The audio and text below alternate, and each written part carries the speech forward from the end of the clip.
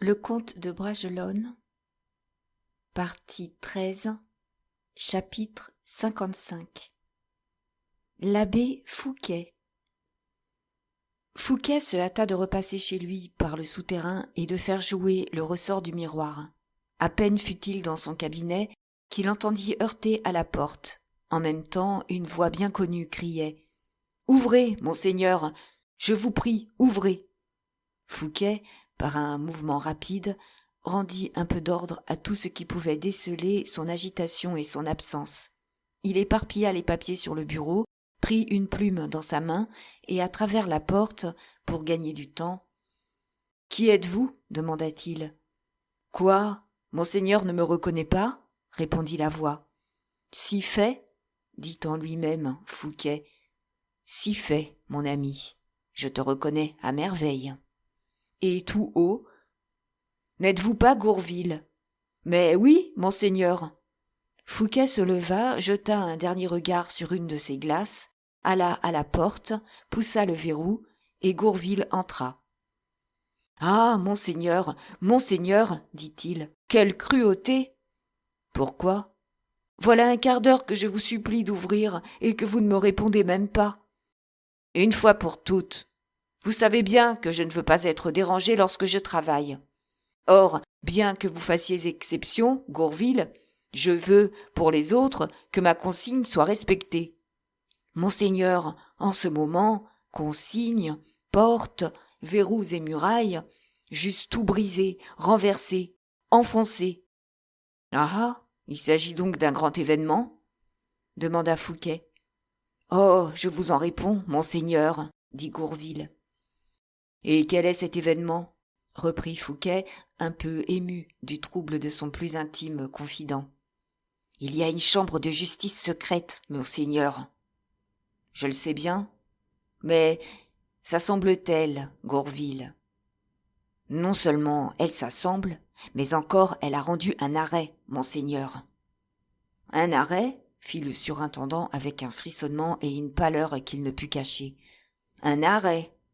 Et contre qui ? » ?»« Contre deux de vos amis. »« Lyodot, d'Emery, n'est-ce pas ? » ?»« Oui, monseigneur. »« Mais arrêt de quoi ? » ?»« Arrêt de mort. »« Rendu ? Oh, vous vous trompez, Gourville, et c'est impossible. Voici la copie de cet arrêt que le roi doit signer aujourd'hui, si toutefois il ne l'a point signé déjà. » Fouquet saisit avidement le papier, le lut et le rendit à Gourville. « Le roi ne signera pas, dit-il. Gourville secoua la tête. « Monseigneur, monsieur Colbert est un hardi conseiller. Ne vous y fiez pas. »« Encore monsieur Colbert !» s'écria Fouquet. « Ça, pourquoi ce nom vient-il à tout propos tourmenter depuis 2 ou 3 jours mes oreilles ? C'est par trop d'importance, Gourville, pour un sujet si mince. Que monsieur Colbert paraisse, je le regarderai. Qu'il lève la tête, je l'écraserai. Mais vous comprenez qu'il me faut au moins une aspérité pour que mon regard s'arrête, une surface pour que mon pied se pose. Patience, monseigneur, car vous ne savez pas ce que vaut Colbert. Étudiez-le vite. Il en est de ce sombre financier comme des météores que l'œil ne voit jamais complètement avant leur invasion désastreuse.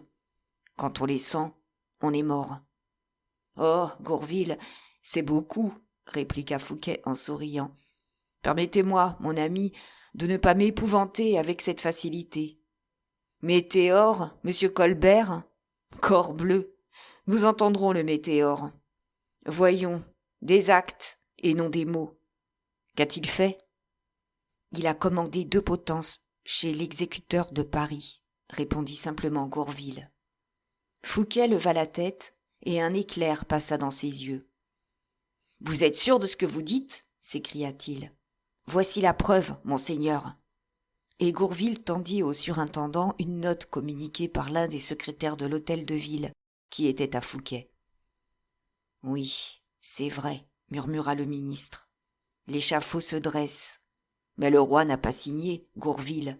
Le roi ne signera pas. »« Je le saurai tantôt, » dit Gourville. « Comment cela ?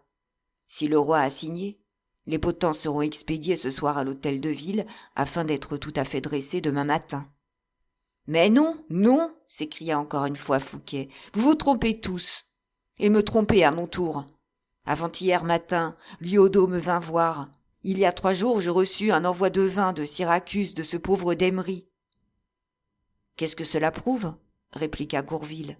Sinon que la chambre de justice s'est assemblée secrètement à délibérer en l'absence des accusés et que toute la procédure était faite quand on les a arrêtés. Mais ils sont donc arrêtés? Sans doute. Mais où? Quand? Comment ont-ils été arrêtés? Lyodot, hier au point du jour. D'Emery, avant-hier au soir, comme il revenait de chez sa maîtresse. Leur disparition n'avait inquiété personne, mais tout à coup Colbert a levé le masque et fait publier la chose.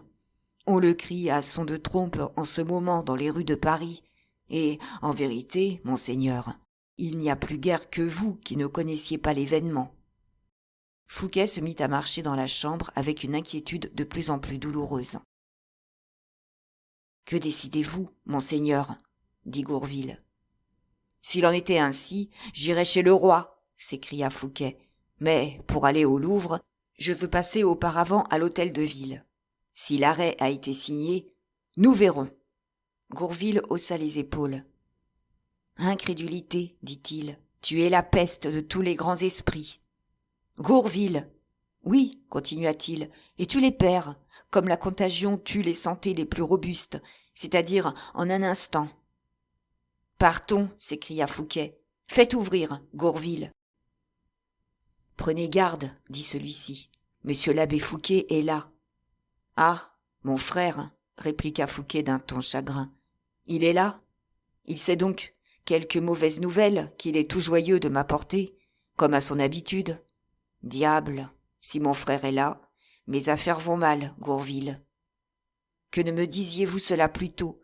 Je me fusse plus facilement laissé convaincre. »« Monseigneur le calomnie, dit Gourville en riant. S'il vient, ce n'est pas dans une mauvaise intention. »« Allons, voilà que vous l'excusez, s'écria Fouquet. Un garçon sans cœur, sans suite d'idées, un mangeur de tout bien. Il vous sait riche, et il veut ma ruine. Non, il veut votre bourse, voilà tout. Assez, assez. 100 000 écus par mois pendant 2 ans, corbleu, c'est moi qui paie, Gourville, et je sais mes chiffres. » Gourville se mit à rire d'un air silencieux et fin. « Oui, vous voulez dire que c'est le roi, » fit le surintendant. « Ah, Gourville, voilà une vilaine plaisanterie. Ce n'est pas le lieu. Monseigneur, ne vous fâchez pas. Allons donc. Qu'on renvoie l'abbé Fouquet, je n'ai pas le sou. » Gourville fit un pas vers la porte. « Il est resté 1 mois sans me voir, » continua Fouquet. « Pourquoi ne resterait-il pas 2 mois ? » « C'est qu'il se repent de vivre en mauvaise compagnie, » dit Gourville, « et qu'il vous préfère à tous ces bandits. »« Merci de la préférence. Vous faites un étrange avocat, Gourville, aujourd'hui. Avocat de l'abbé Fouquet. Eh, mais toute chose et tout homme ont leur bon côté, leur côté utile, monseigneur. Les bandits que l'abbé solde et grise ont leur côté utile? Prouvez-le-moi donc. Vienne la circonstance, monseigneur, et vous serez bien heureux de trouver ces bandits sous votre main. Alors tu me conseilles de me réconcilier avec monsieur l'abbé, dit ironiquement Fouquet. Je vous conseille, monseigneur, de ne pas vous brouiller avec 100 ou 120 garnements qui, en mettant leurs rapières bout à bout, feraient un cordon d'acier capable d'enfermer 3000 hommes. Fouquet lança un coup d'œil profond à Gourville et passant devant lui, « C'est bien. Qu'on introduise monsieur l'abbé Fouquet, » dit-il au valet de pied. « Vous avez raison, Gourville. » 2 minutes après, l'abbé parut avec de grandes révérences sur le seuil de la porte. C'était un homme de 40 à 45 ans, moitié homme d'église, moitié homme de guerre, un spadassin greffé sur un abbé. On voyait qu'il n'avait pas d'épée au côté, mais on sentait qu'il avait des pistolets. Fouquet le salua en frère aîné, moins qu'en ministre. « Qu'y a-t-il pour votre service, dit-il, monsieur l'abbé ? » « Oh, comme vous dites cela, mon frère. »« Je vous dis cela comme un homme pressé, monsieur. » L'abbé regarda malicieusement Gourville, anxieusement Fouquet, et dit « J'ai 300 pistoles à payer à monsieur de Brégy ce soir, dette de jeu, dette sacrée. » Après, dit Fouquet, bravement, car il comprenait que l'abbé Fouquet ne l'eût point dérangé pour une pareille misère. 1000 à mon boucher, qui ne veut plus fournir. Après, 1200 au tailleur d'habits, continua l'abbé. Le drôle m'a fait reprendre 7 habits de mes gens, ce qui fait que mes livrées sont compromises et que ma maîtresse parle de me remplacer par un traitant, ce qui serait humiliant pour l'église. Qu'y a-t-il encore? Dit Fouquet. Vous remarquerez, monsieur, dit humblement l'abbé, que je n'ai rien demandé pour moi. C'est délicat, monsieur, répliqua Fouquet. Aussi, comme vous voyez, j'attends. Et je ne demande rien. Oh non, ce n'est pas faute pourtant de chômer, je vous en réponds. Le ministre réfléchit un moment. 1200 pistoles au tailleur d'habits, dit-il. Ce sont bien des habits, ce me semble. J'entretiens 100 hommes, dit fièrement l'abbé. C'est une charge, je crois. Pourquoi 100 hommes? Dit Fouquet. Est-ce que vous êtes un Richelieu ou un Mazarin pour avoir 100 hommes de garde? À quoi vous servent ces 100 hommes? Parlez, dites. Vous me le demandez, s'écria l'abbé Fouquet. Ah, comment pouvez-vous faire une question pareille? Pourquoi j'entretiens 100 hommes? Ah, mais oui, je vous fais cette question. Qu'avez-vous à faire de 100 hommes? Répondez. Ingrat, continua l'abbé, s'affectant de plus en plus. Expliquez-vous. Mais, monsieur le surintendant, je n'ai besoin que d'un valet de chambre, moi, et encore, si j'étais seul, me servirais-je moi-même. Mais vous qui avez tant d'ennemis, 100 hommes ne me suffisent pas pour vous défendre. 100 hommes, il en faudrait 10 000. J'entretiens donc tout cela pour que dans les endroits publics, pour que dans les assemblées, nul n'élève la voix contre vous. Et sans cela, monsieur, vous seriez chargé d'imprécations, vous seriez déchiré à belles dents, vous ne dureriez pas 8 jours, non, pas 8 jours, entendez-vous. Ah, je ne savais pas que vous me fussiez un pareil champion, monsieur l'abbé. Vous en doutez? S'écria l'abbé. Écoutez donc ce qui est arrivé. Pas plus tard qu'hier, rue de la Huchette, un homme marchandait un poulet. Eh bien, en quoi cela me nuisait-il, l'abbé? En ceci, le poulet n'était pas gras. L'acheteur refusa d'en donner 18 sous, en disant qu'il ne pouvait payer 18 sous la peau d'un poulet dont M. Fouquet avait pris toute la graisse. Après, le propos fit rire, continua l'abbé. Rire à vos dépens. Mort de tous les diables. Et la canaille s'amassa. Le rieur ajouta ces mots. Donnez-moi un poulet nourri par M. Colbert à la bonne heure, et je le payerai ce que vous voudrez. Et aussitôt l'on battit des mains.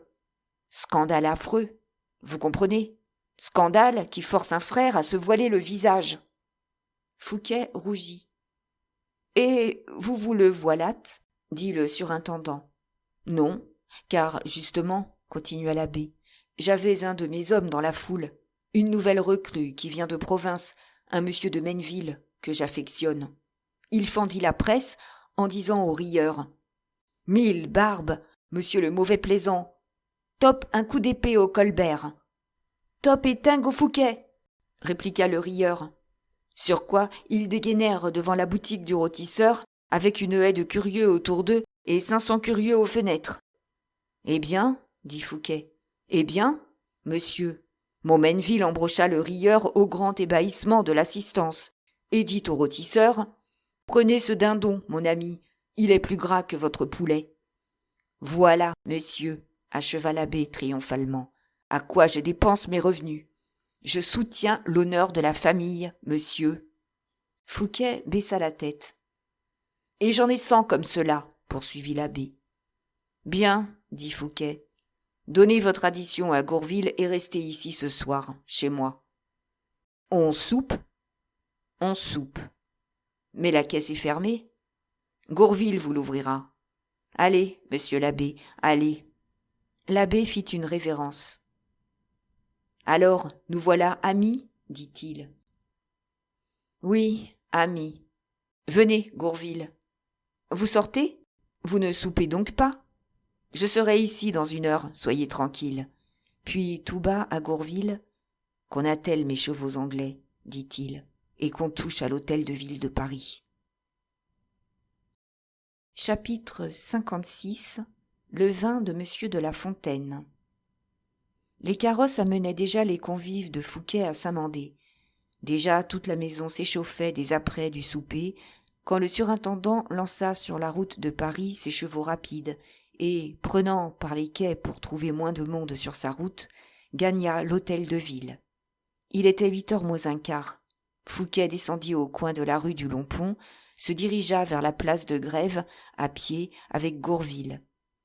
Au détour de la place, ils virent un homme vêtu de noir et de violet, d'une bonne mine, qui s'apprêtait à monter dans un carrosse de louage et disait au cocher de toucher à Vincennes. Il avait devant lui un grand panier plein de bouteilles qu'il venait d'acheter au cabaret de l'Image de Notre-Dame. « Eh, mais c'est Vatel, mon maître d'hôtel ?» dit Fouquet à Gourville.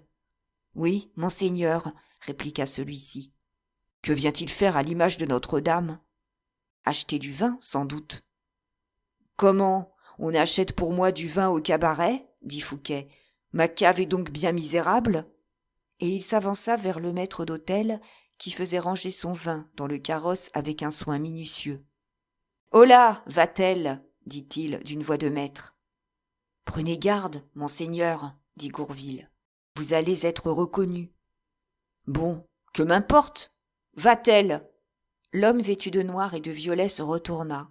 C'était une bonne et douce figure sans expression, une figure de mathématicien, moins l'orgueil. Un certain feu brillait dans les yeux de ce personnage, un sourire assez fin voltigeait sur ses lèvres. Mais l'observateur eut remarqué bien vite que ce feu, que ce sourire ne s'appliquait à rien et n'éclairait rien. Vatel riait comme un distrait ou s'occupait comme un enfant. Au son de la voix qui l'interpellait, il se retourna.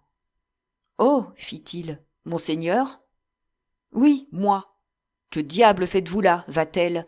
Du vin ? Vous achetez du vin dans un cabaret de la place de Grève ? Passe encore pour la pomme de pin ou les barreaux verts. »« Mais, monseigneur, » dit Vatel tranquillement, après avoir lancé un regard hostile à Gourville, « de quoi se mêle-t-on ici ? Est-ce que ma cave est mal tenue ? » Non, certes, Vatel, non, mais... Quoi, mais ? Répliqua Vatel. Gourville toucha le coude du surintendant. Ne vous fâchez pas, Vatel.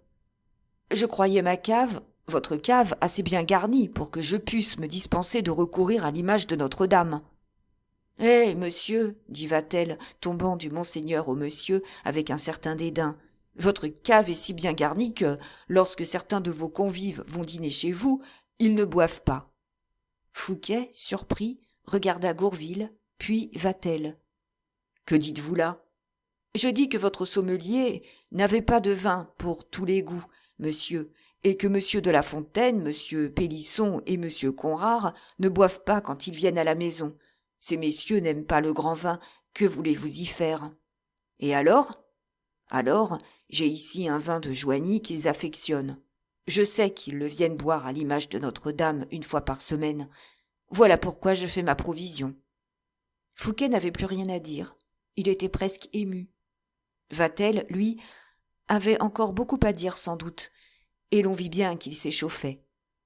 « C'est comme si vous me reprochiez, monseigneur, d'aller rue Planche-Mibray chercher moi-même le cidre que boit monsieur Loret quand il vient dîner à la maison. »« Loret boit du cidre chez moi ?» s'écria Fouquet en riant.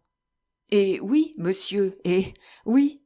Voilà pourquoi il dîne chez vous avec plaisir. » « Vatel !» s'écria Fouquet en serrant la main de son maître d'hôtel. « Vous êtes un homme. Je vous remercie, Vatel, d'avoir compris que chez moi, monsieur de La Fontaine, monsieur Conrart et monsieur Loret sont autant que des ducs et des pairs, autant que des princes, plus que moi. Vatel, vous êtes un bon serviteur, et je double vos honoraires. » Vatel ne remercia même pas. Il haussa légèrement les épaules en murmurant ce mot superbe. Être remercié pour avoir fait son devoir, c'est humiliant. Il a raison, dit Gourville en attirant l'attention de Fouquet sur un autre point par un seul geste. Il lui montrait en effet un chariot de forme basse, traîné par 2 chevaux, sur lequel s'agitaient 2 potences toutes ferrées, liées l'une à l'autre et dos à dos par des chaînes, tandis qu'un archer, assis sur l'épaisseur de la poutre, soutenait, tant bien que mal, la mine un peu basse, les commentaires d'une centaine de vagabonds qui flairaient la destination de ces potences et les escortaient jusqu'à l'hôtel de ville. Fouquet tressaillit. « C'est décidé, voyez-vous, » dit Gourville. « Mais ce n'est pas fait, » répliqua Fouquet. « Oh, ne vous abusez pas. Monseigneur, si l'on a ainsi endormi votre amitié, votre défiance, si les choses en sont là, vous ne déferez rien. Mais je n'ai pas ratifié, moi. Monsieur de Lyonne aura ratifié pour vous. Je vais au Louvre. Vous n'irez pas. »« Vous me conseillerez cette lâcheté ?» s'écria Fouquet. « Vous me conseilleriez d'abandonner mes amis ? Vous me conseilleriez, pouvant combattre, de jeter à terre les armes que j'ai dans la main ? » ?»« Je ne vous conseille rien de tout cela, monseigneur. Pouvez-vous quitter la surintendance en ce moment ? » ?»« Non. Eh bien, si le roi nous veut remplacer cependant, il me remplacera de loin comme de près. Oui, mais vous ne l'aurez jamais blessé. Oui, mais j'aurais été lâche. Or, je ne veux pas que mes amis meurent, et ils ne mourront pas. Pour cela, il est nécessaire que vous alliez au Louvre. Gourville, prenez garde, une fois au Louvre, ou vous serez forcé de défendre tout haut vos amis, c'est-à-dire de faire une profession de foi, ou vous serez forcé de les abandonner sans retour possible. Jamais. Pardonnez-moi, le roi vous proposera forcément l'alternative, ou bien vous la lui proposerez vous-même. C'est juste. Voilà pourquoi il ne faut pas de conflit. Retournons à Saint-Mandé, monseigneur. Gourville, je ne bougerai pas de cette place où doit s'accomplir le crime, où doit s'accomplir ma honte. Je ne bougerai pas, dis-je, que je n'ai trouvé un moyen de combattre mes ennemis. Monseigneur, répliqua Gourville, vous me feriez pitié si je ne savais que vous êtes un des bons esprits de ce monde. Vous possédez 150 millions.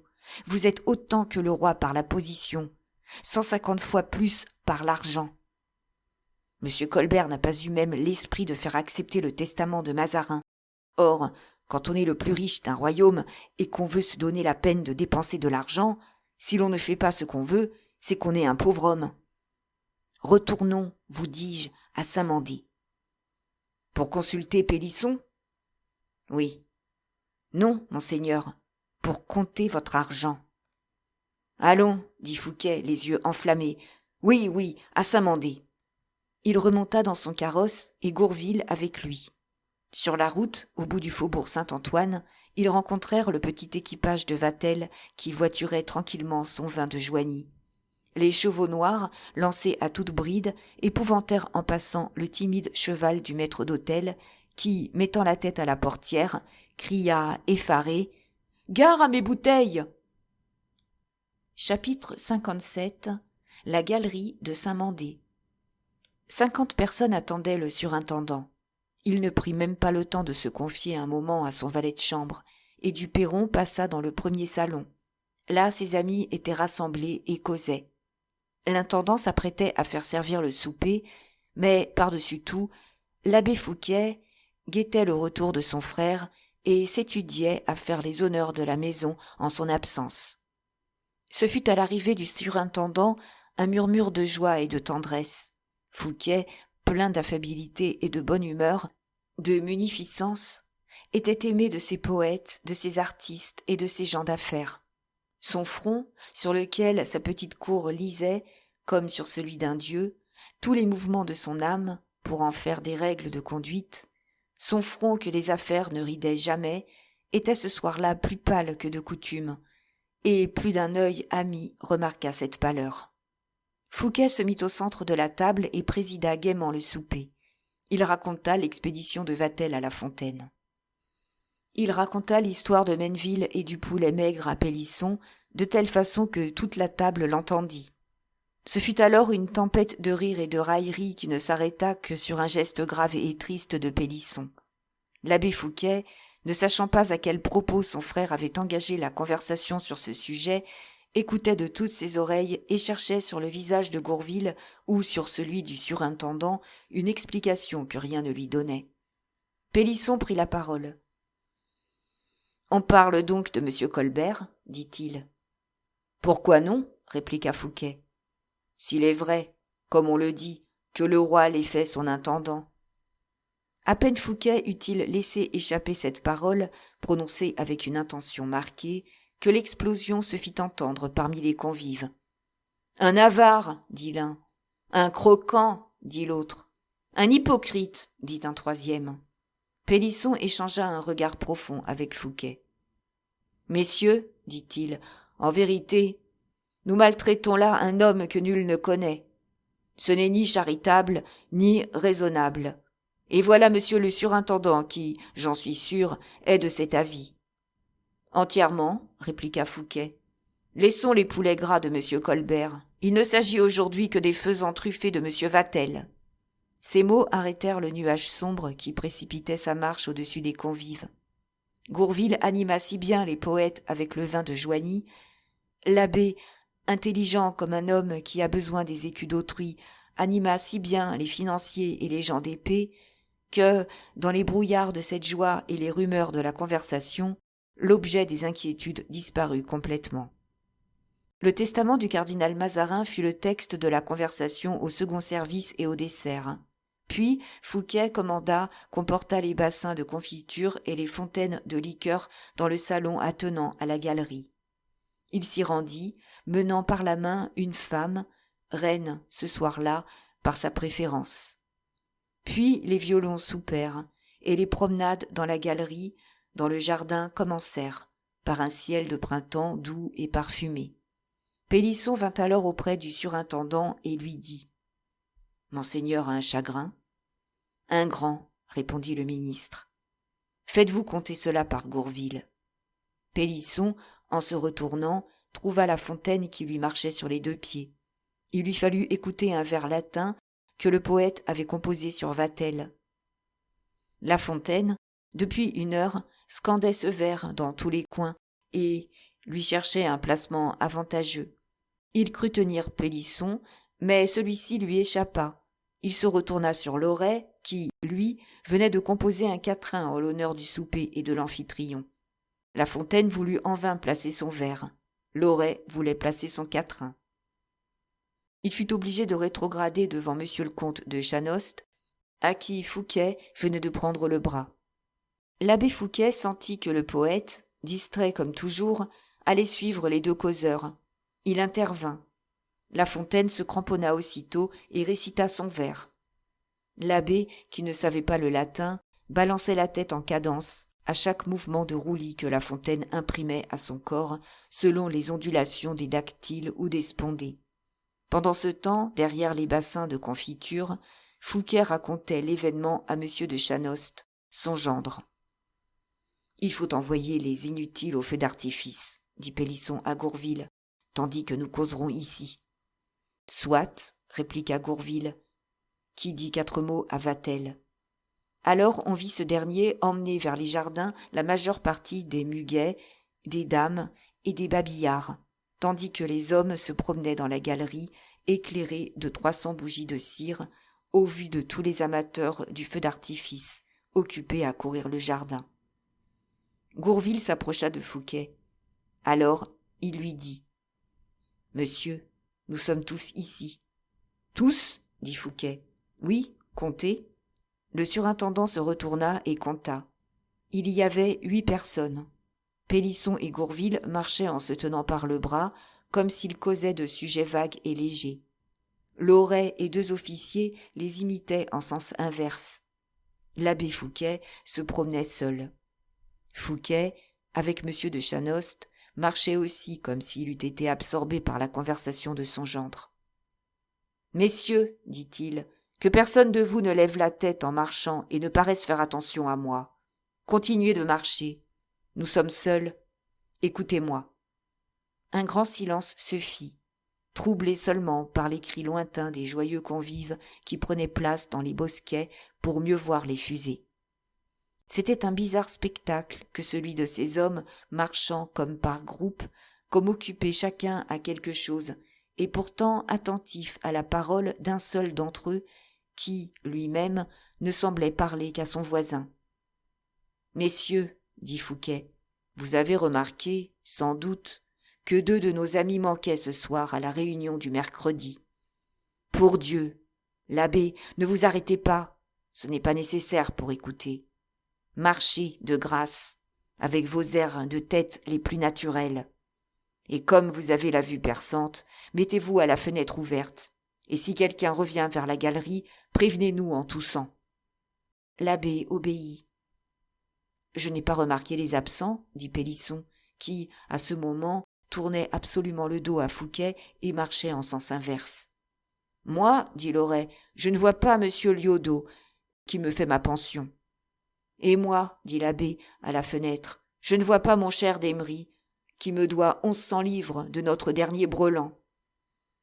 Loret, continua Fouquet en marchant sombre et incliné, vous ne toucherez plus la pension de Lyodot. Et vous, l'abbé, vous ne toucherez jamais vos 1100 livres d'Emery, car l'un et l'autre vont mourir. »« Mourir » s'écria l'assemblée, arrêtée malgré elle dans son jeu de scène par le mot terrible. « Remettez-vous, messieurs, dit Fouquet, car on nous épie peut-être. J'ai dit mourir. »« Mourir » répéta Pélisson. « Ces hommes que j'ai vus, il n'y a pas 6 jours, pleins de santé, de gaieté, d'avenir. Qu'est-ce donc que l'homme, bon Dieu, pour qu'une maladie le jette en bas tout d'un coup ? Ce n'est pas la maladie, dit Fouquet. Alors il y a du remède, dit Loret. Aucun remède. Messieurs de Lyodot et d'Emery sont à la veille de leur dernier jour. De quoi ces messieurs meurent-ils alors ? S'écria un officier. Demandez à celui qui les tue, répliqua Fouquet. Qui les tue ? On les tue ? S'écria le cœur épouvanté. On fait mieux encore. On les pend, murmura Fouquet d'une voix sinistre qui retentit comme un glas funèbre dans cette riche galerie, toute étincelante de tableaux, de fleurs, de velours et d'or. Involontairement, chacun s'arrêta. L'abbé quitta sa fenêtre. Les premières fusées du feu d'artifice commençaient à monter par-dessus la cime des arbres. Un long cri, parti des jardins, appela le surintendant à jouir du coup d'œil. Il s'approcha d'une fenêtre et, derrière lui, se placèrent ses amis, attentifs à ses moindres désirs. « Messieurs, dit-il, monsieur Colbert a fait arrêter, juger et fera exécuter à mort mes 2 amis. Que convient-il que je fasse ? » « Mordieu, dit l'abbé, le premier. Il faut faire éventrer monsieur Colbert. »« Monseigneur, dit Pélisson, il faut parler à sa majesté. »« Le roi, mon cher Pélisson, a signé l'ordre d'exécution. »« Eh bien, dit le comte de Chanost, il faut que l'exécution n'ait pas lieu, voilà tout. »« Impossible, dit Gourville, à moins que l'on ne corrompe les geôliers. »« Ou le gouverneur, dit Fouquet. Cette nuit, l'on peut faire évader les prisonniers. Qui de vous se charge de la transaction ? Moi, dit l'abbé, je porterai l'argent. Moi, dit Pélisson, je porterai la parole. La parole et l'argent, dit Fouquet. 500 000 livres au gouverneur de la conciergerie, c'est assez. Cependant, on mettra 1 million s'il le faut. 1 million ? S'écria l'abbé. Mais pour la moitié moins, je ferai mettre à sac la moitié de Paris. Pas de désordre, dit Pélisson. Le gouverneur étant gagné, les 2 prisonniers s'évadent. Une fois hors de cause, ils ameutent les ennemis de Colbert et prouvent au roi que sa jeune justice n'est pas infaillible, comme toutes les exagérations. Allez donc à Paris, Pélisson, dit Fouquet, et ramenez les 2 victimes. Demain, nous verrons. Gourville, donnez les 500 000 livres à Pélisson. Prenez garde que le vent ne vous emporte, dit l'abbé. Quelle responsabilité, peste ! Laissez-moi vous aider un peu. Silence, dit Fouquet. On s'approche. Ah, le feu d'artifice est d'un effet magique. À ce moment, une pluie d'étincelles tomba, ruisselante, dans les branchages du bois voisin. Pélisson et Gourville sortirent ensemble par la porte de la galerie. Fouquet descendit au jardin avec les 5 derniers conjurés. Chapitre 58. Les épicuriens. Comme Fouquet donnait ou paraissait donner toute son attention aux illuminations brillantes, à la musique langoureuse des violons et des hautbois, aux gerbes étincelantes des artifices qui, embrasant le ciel de fauves reflets, accentuaient, derrière les arbres, la sombre silhouette du donjon de Vincennes, comme, disons-nous, le surintendant souriait aux dames et aux poètes, la fête ne fut pas moins gaie qu'à l'ordinaire, et Vatel, dont le regard inquiet, jaloux même, interrogeait avec insistance le regard de Fouquet, ne se montra pas mécontent de l'accueil fait à l'ordonnance de la soirée. Le feu tiré, la société se dispersa dans les jardins et sous les portiques de marbre, avec cette molle liberté qui décèle, chez le maître de la maison, tant d'oubli de la grandeur, tant de courtoise hospitalité, tant de magnifique insouciance. Les poètes s'égarèrent, bras dessus, bras dessous, dans les bosquets. Quelques-uns s'étendirent sur des lits de mousse, au grand désastre des habits de velours et des frisures, dans lesquels s'introduisaient les petites feuilles sèches et les brins de verdure. Les dames, en petit nombre, écoutèrent les chants des artistes et les vers des poètes. D'autres écoutèrent la prose que disaient, avec beaucoup d'art, des hommes qui n'étaient ni comédiens ni poètes, mais à qui la jeunesse et la solitude donnaient une éloquence inaccoutumée qui leur paraissait être la préférable de toutes. « Pourquoi, dit La Fontaine, notre maître Épicure n'est-il pas descendu au jardin ? Jamais Épicure n'abandonnait ses disciples, le maître a tort. »« Monsieur, lui dit Conrart, vous avez bien tort de persister à vous décorer du nom d'épicurien.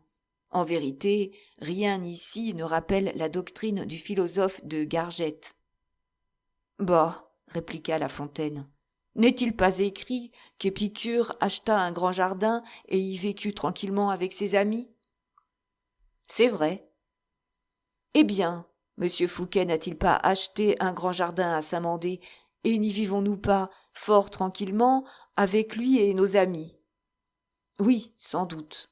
Malheureusement, ce n'est ni le jardin ni les amis qui peuvent faire la ressemblance. Or, où est la ressemblance de la doctrine de M. Fouquet avec celle d'Épicure ? La voici. Le plaisir donne le bonheur. Après ? Eh bien, je ne crois pas que nous nous trouvions malheureux, moi, du moins. Un beau repas, du vin de Joigny qu'on a la délicatesse d'aller chercher pour moi à mon cabaret favori, pas une ineptie dans tout un souper d'1 heure, malgré 10 millionnaires et 20 poètes. Je vous arrête là. Vous avez parlé du vin de Joigny et d'un bon repas. Persistez-vous ? Je persiste. En teco, comme on dit à Port-Royal. Alors, rappelez-vous que le grand Épicure vivait et faisait vivre ses disciples de pain, de légumes et d'eau claire. Cela n'est pas certain, dit La Fontaine, et vous pourriez bien confondre Épicure avec Pythagore, mon cher Conrart. Souvenez-vous aussi que le philosophe ancien était un assez mauvais ami des dieux et des magistrats. Oh, voilà ce que je ne puis souffrir, répliqua La Fontaine. Épicure, comme monsieur Fouquet. Ne le comparez pas à monsieur le surintendant, dit Conrart d'une voix émue, sinon vous accréditeriez les bruits qui courent déjà sur lui et sur nous. Quel bruit ?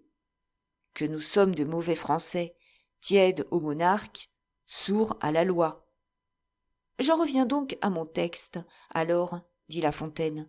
Écoutez, Conrart, voici la morale d'Épicure, lequel d'ailleurs je considère, s'il faut que je vous le dise, comme un mythe. Tout ce qu'il y a d'un peu tranché dans l'Antiquité est mythe. Jupiter, si l'on veut bien y faire attention, c'est la vie. Alcide, c'est la force. Les mots sont là pour me donner raison. Zeus, c'est zen, vivre. Alcide, c'est alcé, vigueur. Eh bien, Épicure, c'est la douce surveillance. C'est la protection. Or, qui surveille mieux l'État et qui protège mieux les individus que M. Fouquet ? Vous me parlez étymologie, mais non pas morale. Je dis que, nous autres épicuriens modernes, nous sommes de fâcheux citoyens. Oh, s'écria La Fontaine, si nous devenons de fâcheux citoyens, ce ne sera pas en suivant les maximes du maître. Écoutez un de ses principaux aphorismes. J'écoute. Souhaitez de bons chefs. Eh bien, que nous dit monsieur Fouquet tous les jours? Quand donc serons-nous gouvernés? Le dit-il? Voyons, Conrart, soyez franc. Il le dit, c'est vrai. Eh bien, doctrine d'Épicure. Oui, mais c'est un peu séditieux, cela. Comment? C'est séditieux de vouloir être gouverné par de bons chefs? Certainement, quand ceux qui gouvernent sont mauvais. Patience, j'ai réponse à tout. Même à ce que je viens de vous dire.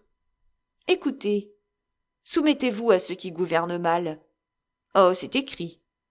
Kakos politeousi. Vous m'accordez le texte. Pardieu, je le crois bien. Savez-vous que vous parlez grec comme Ésope, mon cher La Fontaine?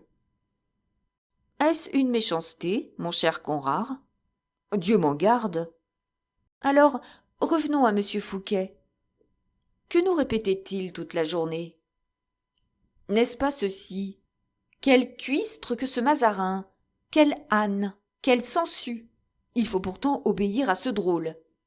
Voyons, Conrart, le disait-il ou ne le disait-il pas? J'avoue qu'il le disait, et même peut-être un peu trop. Comme Épicure, mon ami, toujours comme Épicure. Je le répète, nous sommes épicuriens, et c'est fort amusant.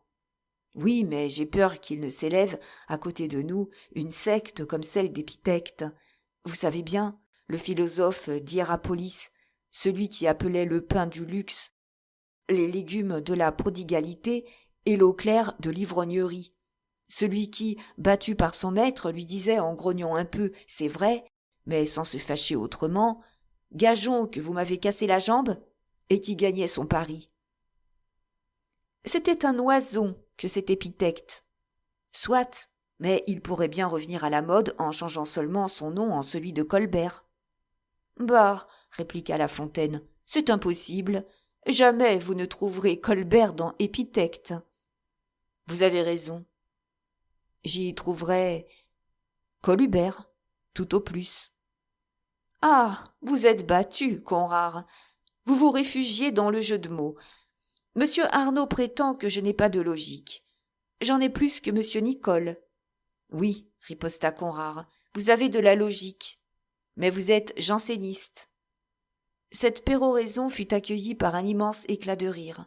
Peu à peu, les promeneurs avaient été attirés par les exclamations des deux ergoteurs autour du bosquet sous lequel ils péroraient. Toute la discussion avait été religieusement écoutée, et Fouquet lui-même, se contenant à peine, avait donné l'exemple de la modération. Mais le dénouement de la scène le jeta hors de toute mesure. Il éclata, tout le monde éclata comme lui, et les deux philosophes furent salués par des félicitations unanimes. Cependant, La Fontaine fut déclaré vainqueur à cause de son érudition profonde et de son irréfragable logique. Conrart obtint les dédommagements dus à un combattant malheureux. On le loua sur la loyauté de ses intentions et la pureté de sa conscience. Au moment où cette joie se manifestait par les plus vives démonstrations, au moment où les dames reprochaient aux deux adversaires de n'avoir pas fait entrer les femmes dans le système du bonheur épicurien, on vit Gourville venir de l'autre bout du jardin, s'approcher de Fouquet, qui le couvait des yeux, et, par sa seule présence, le détacher du groupe. Le surintendant conserva sur son visage le rire et tous les caractères de l'insouciance. Mais à peine hors de vue, il quitta le masque. « Eh bien, dit-il vivement, où est Pélisson? Que fait Pélisson? Pélisson revient de Paris. A-t-il ramené les prisonniers? Il n'a pas seulement pu voir le concierge de la prison. Quoi? N'a-t-il pas dit qu'il venait de ma part? Il l'a dit, mais le concierge a fait répondre ceci. Si l'on vient de la part de monsieur Fouquet, On doit avoir une lettre de M. Fouquet. »« Oh !» s'écria celui-ci. « S'il ne s'agit que de lui donner une lettre !»« Jamais !» répliqua Pélisson, qui se montra au coin du petit bois. « Jamais, monseigneur. Allez vous-même et parlez en votre nom. »« Oui, vous avez raison. Je rentre chez moi comme pour travailler. Laissez les chevaux attelés, Pélisson. Retenez mes amis, Gourville. »« Un dernier avis, monseigneur, » répondit celui-ci. « Parlez, Gourville. »« N'allez chez le concierge qu'au dernier moment. C'est brave, mais ce n'est pas adroit. Excusez-moi, monsieur Pélisson, si je suis d'un autre avis que vous. Mais croyez-moi, monseigneur, envoyez encore porter des paroles à ce concierge. C'est un galant homme. Mais ne les portez pas vous-même. »« J'aviserai, » dit Fouquet. « D'ailleurs, nous avons la nuit tout entière. »« Ne comptez pas trop sur le temps. Ce temps fût-il double de celui que nous avons, répliqua Pélisson. Ce n'est jamais une faute d'arriver trop tôt. »« Adieu, dit le surintendant. Venez avec moi, Pélisson. Gourville, je vous recommande mes convives. » Et il partit. Les épicuriens ne s'aperçurent pas que le chef de l'école avait disparu. Les violons allèrent toute la nuit. Chapitre 59. Un quart d'heure de retard. Fouquet, hors de sa maison pour la 2e fois dans cette journée, se sentit moins lourd et moins troublé qu'on eût pu le croire. Il se tourna vers Pélisson, qui gravement méditait dans son coin de carrosse quelque bonne argumentation contre les emportements de Colbert. « Mon cher Pélisson, dit alors Fouquet, c'est bien dommage que vous ne soyez pas une femme. »« Je crois que c'est bien heureux, au contraire, répliqua Pélisson, car, enfin, monseigneur, je suis excessivement laid. »« Pélisson, Pélisson, dit le surintendant en riant, vous répétez trop que vous êtes laid pour ne pas laisser croire que cela vous fait beaucoup de peine. »« Beaucoup, en effet, monseigneur. Il n'y a pas d'homme plus malheureux que moi. J'étais beau. La petite vérole m'a rendu hideux. Je suis privé d'un grand moyen de séduction. Or, je suis votre premier commis, ou à peu près. J'ai affaire de vos intérêts, et si, en ce moment, j'étais une jolie femme, je vous rendrais un important service. »« Lequel ? » ?»« J'irai trouver le concierge du palais, je le séduirai, car c'est un galant homme et un galantin, puis j'emmènerai nos 2 prisonniers. J'espère bien encore le pouvoir moi-même. Quoique je ne sois pas une jolie femme, répliqua Fouquet. D'accord, monseigneur, mais vous vous compromettez beaucoup. Oh, s'écria soudain Fouquet avec un de ces transports secrets comme en possède dans le cœur le sang généreux de la jeunesse ou le souvenir de quelque douce émotion. Oh, je connais une femme qui fera près du lieutenant-gouverneur de la conciergerie le personnage dont nous avons besoin. Moi, j'en connais 50, monseigneur. 50 trompettes qui instruiront l'univers de votre générosité, de votre dévouement à vos amis, et par conséquent, vous perdront tôt ou tard en se perdant. Je ne parle pas de ces femmes, Pélisson. Je parle d'une noble et belle créature qui joint à l'esprit de son sexe la valeur et le sang-froid d'une autre. Je parle d'une femme assez belle pour que les murs de la prison s'inclinent pour la saluer, d'une femme assez discrète pour que nul ne soupçonne par qui elle aura été envoyée. « Un trésor, dit Pélisson. Vous feriez là un fameux cadeau à monsieur le gouverneur de la conciergerie ? Peste, monseigneur, on lui couperait la tête, cela peut arriver, mais il aurait eu, avant de mourir, une bonne fortune, telle que jamais homme ne l'aurait rencontrée avant lui. Et j'ajoute, dit Fouquet, que le concierge du palais n'aurait pas la tête coupée, car il recevrait de moi mes chevaux pour se sauver et 500 000 livres pour vivre honorablement en Angleterre. J'ajoute que la femme, mon amie, ne lui donnerait que les chevaux et l'argent. Allons trouver cette femme, Pélisson. » Le surintendant étendit la main vers le cordon de soie et d'or placé à l'intérieur de son carrosse. Pélisson l'arrêta. « Monseigneur, dit-il, vous allez perdre à chercher cette femme autant de temps que Colomb en mit à trouver le Nouveau Monde. Or, nous n'avons que 2 heures à peine pour réussir. Le concierge, une fois couché, comment pénétrer chez lui sans de grands éclats ? Le jour, une fois venu, comment cacher nos démarches ? Allez, allez, monseigneur, allez vous-même. et ne cherchez ni ange ni femme pour cette nuit. Mais, cher Pélisson, nous voilà devant sa porte. Devant la porte de l'ange? Eh oui. C'est l'hôtel de madame de Bélière, cela. Chut! Ah, mon Dieu! S'écria Pélisson. Qu'avez-vous à dire contre elle? Demanda Fouquet. Rien, hélas. C'est ce qui me désespère. Rien, absolument rien. Que ne puis-je vous dire, au contraire, assez de mal pour vous empêcher de monter chez elle? Mais déjà Fouquet avait donné l'ordre d'arrêter. Le carrosse était immobile. M'empêcher, dit Fouquet. Nulle puissance au monde ne m'empêcherait, vois-tu, de dire un compliment à madame de Plessis-Bellière. D'ailleurs, qui sait si nous n'aurons pas besoin d'elle? Montez-vous avec moi? Non, monseigneur, non. Mais je ne veux pas que vous m'attendiez, Pélisson, répliqua Fouquet avec une courtoisie sincère. Raison de plus, monseigneur. Sachant que vous me faites attendre, vous resterez moins longtemps là-haut. Prenez garde. Vous voyez un carrosse dans la cour. Elle a quelqu'un chez elle. Fouquet se pencha vers le marchepied du carrosse.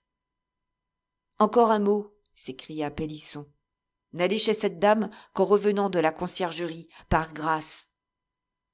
Eh, 5 minutes, Pélisson, répliqua Fouquet en descendant au perron même de l'hôtel. Pélisson demeura au fond du carrosse, le sourcil froncé. Fouquet monta chez la marquise, dit son nom au valet, ce qui excita un empressement et des respects qui témoignaient de l'habitude que la maîtresse de la maison avait prise de faire respecter et aimer ce nom chez elle. « Monsieur le surintendant !» s'écria la marquise en s'avançant fort pâle au-devant de Fouquet. « Quel honneur! Quel imprévu !» dit-elle. Puis tout bas, « Prenez garde !» ajouta la marquise. « Marguerite Vanel est chez moi. »« Madame, » répondit Fouquet troublé, « je venais pour affaire. » Un seul mot pressant, et il entra dans le salon. Madame Vanel s'était levée plus pâle, plus livide que l'envie elle-même. Fouquet lui adressa vainement un salut des plus charmants, des plus pacifiques. Elle n'y répondit que par un coup d'œil terrible lancé sur la marquise et sur Fouquet. Ce regard acéré d'une femme jalouse est un stylet qui trouve le défaut de toutes les cuirasses. Marguerite Vanel plongea du coup dans le cœur des deux confidents. Elle fit une révérence à son ami, une plus profonde à Fouquet, et prit congé, en prétextant un grand nombre de visites à faire avant que la marquise, interdite, ni Fouquet, saisi d'inquiétude, eussent songé à la retenir. À peine fut-elle partie que Fouquet, resté seul avec la marquise, se mit à ses genoux sans dire un mot. « Je vous attendais, » répondit la marquise avec un doux sourire. « Oh non, dit-il, car vous eussiez renvoyé cette femme. Elle arrive depuis un quart d'heure à peine, et je ne pouvais soupçonner qu'elle dût venir ce soir. Vous m'aimez donc un peu, marquise ? Ce n'est pas de cela qu'il s'agit, monsieur, c'est de vos dangers. Où en sont vos affaires ? Je vais ce soir arracher mes amis aux prisons du palais. Comment cela ? En séduisant le gouverneur. Il est de mes amis. Puis-je vous aider sans vous nuire ? Oh, marquise, ce serait un signalé service. Mais comment vous employer sans vous compromettre ? Or, jamais ni ma vie, ni ma puissance, ni ma liberté même ne seront rachetés s'il faut qu'une larme tombe de vos yeux, s'il faut qu'une douleur obscurcisse votre front. Monseigneur, ne me dites plus de ces mots qui m'énivrent. Je suis coupable d'avoir voulu vous servir, sans calculer la portée de ma démarche. Je vous aime, en effet, comme une tendre amie, et, comme amie, je vous suis reconnaissante de votre délicatesse, mais, hélas, hélas, jamais vous ne trouverez en moi une maîtresse. « Marquise !» s'écria Fouquet d'une voix désespérée. « Pourquoi ? » ?»« Parce que vous êtes trop aimée, » dit tout bas la jeune femme. « Parce que vous l'êtes de trop de gens. Parce que l'éclat de la gloire et de la fortune blesse mes yeux, tandis que la sombre douleur les attire. Parce qu'enfin, moi qui vous ai repoussé dans vos fastueuses magnificences, moi qui vous ai à peine regardé lorsque vous resplendissiez, j'ai été, comme une femme égarée, me jeter, pour ainsi dire, dans vos bras lorsque je vis un malheur planer sur votre tête. Vous me comprenez maintenant, monseigneur. Redevenez heureux pour que je redevienne chaste de cœur et de pensée. Votre infortune me perdrait. Oh, madame, dit Fouquet avec une émotion qu'il n'avait jamais ressentie, dussé-je tomber au dernier degré de la misère humaine, j'entendrai de votre bouche ce mot que vous me refusez, et ce jour-là, madame, vous vous serez abusée dans votre noble égoïsme. Ce jour-là, vous croirez consoler le plus malheureux des hommes, et vous aurez dit « Je t'aime » au plus illustre, au plus souriant, au plus triomphant des heureux de ce monde. Il était encore à ses pieds, lui baisant la main, lorsque Pélisson entra précipitamment en s'écriant avec humeur. « Monseigneur, madame, par grâce, madame, veuillez m'excuser. Monseigneur, il y a une demi-heure que vous êtes ici. Oh, ne me regardez pas ainsi tous deux d'un air de reproche. Madame, je vous prie, qui est cette dame qui est sortie de chez vous à l'entrée de monseigneur ?»« Madame Vanel, dit Fouquet. « Là, s'écria Pélisson, j'en étais sûr. »« Eh bien, quoi ? » ?»« Eh bien, elle est montée, toute pâle, dans son carrosse. »« Que m'importe ? » dit Fouquet. « Oui, mais ce qui vous importe, c'est ce qu'elle a dit à son cocher. »« Quoi donc, mon Dieu ? » s'écria la marquise. « Chez monsieur Colbert, » dit Pélisson d'une voix rauque. « Grand Dieu ! Partez, partez, monseigneur, » répondit la marquise en poussant Fouquet hors du salon, tandis que Pélisson l'entraînait par la main. « En vérité, dit le surintendant, suis-je un enfant à qui l'on fasse peur du nombre ? »« Vous êtes un géant, dit la marquise, qu'une vipère cherche à mordre au talon. » Pélisson continua d'entraîner Fouquet jusqu'au carrosse. « Au palais, ventre à terre !» cria Pélisson au cocher. Les chevaux partirent comme l'éclair. Nul obstacle ne ralentit leur marche un seul instant. Seulement, à l'arcade Saint-Jean, lorsqu'ils allaient déboucher sur la place de Grève, une longue file de cavaliers, barrant le passage étroit, arrêta le carrosse du surintendant. Nul moyen de forcer cette barrière. Il fallut attendre que les archers du guet à cheval, car c'étaient eux, fussent passés, avec le chariot massif qu'ils escortaient et qui remontait rapidement vers la place Baudoyer. Fouquet et Pélisson ne prirent garde à cet événement que pour déplorer la minute de retard qu'ils eurent à subir. Ils entrèrent chez le concierge du palais 5 minutes après. Cet officier se promenait encore dans la première cour. Au nom de Fouquet, prononcé à son oreille par Pélisson, le gouverneur s'approcha du carrosse avec empressement et, le chapeau à la main, multiplia les révérences. « Quel honneur pour moi, monseigneur, dit-il. Un mot, monsieur le gouverneur. Voulez-vous prendre la peine d'entrer dans mon carrosse ? » L'officier vint s'asseoir en face de Fouquet dans la lourde voiture. « Monsieur, dit Fouquet, j'ai un service à vous demander. »« Parlez, monseigneur. »« Service compromettant pour vous, monsieur, mais qui vous assure à jamais ma protection et mon amitié. » « Fallut-il me jeter au feu pour vous, monseigneur, je le ferais. »« Bien, dit Fouquet, ce que je vous demande est plus simple. »« Ceci fait, monseigneur, alors, de quoi s'agit-il ? » ?»« De me conduire aux chambres de messieurs Lyodot et d'Emery. »« Monseigneur veut-il m'expliquer pourquoi ? » ?»« Je vous le dirai en leur présence, monsieur, en même temps que je vous donnerai tous les moyens de pallier cette évasion. »« Évasion ? Mais monseigneur ne sait donc pas. »« Quoi ? Messieurs Lyodot et d'Emery ne sont plus ici. »« Depuis quand ? » s'écria Fouquet tremblant. « Depuis un quart d'heure. »« Où sont-ils donc ? » ?»« À Vincennes, au donjon. »« Qui les a tirés d'ici ? » ?»« Un ordre du roi. »« Malheur !» s'écria Fouquet en se frappant le front. « Malheur !»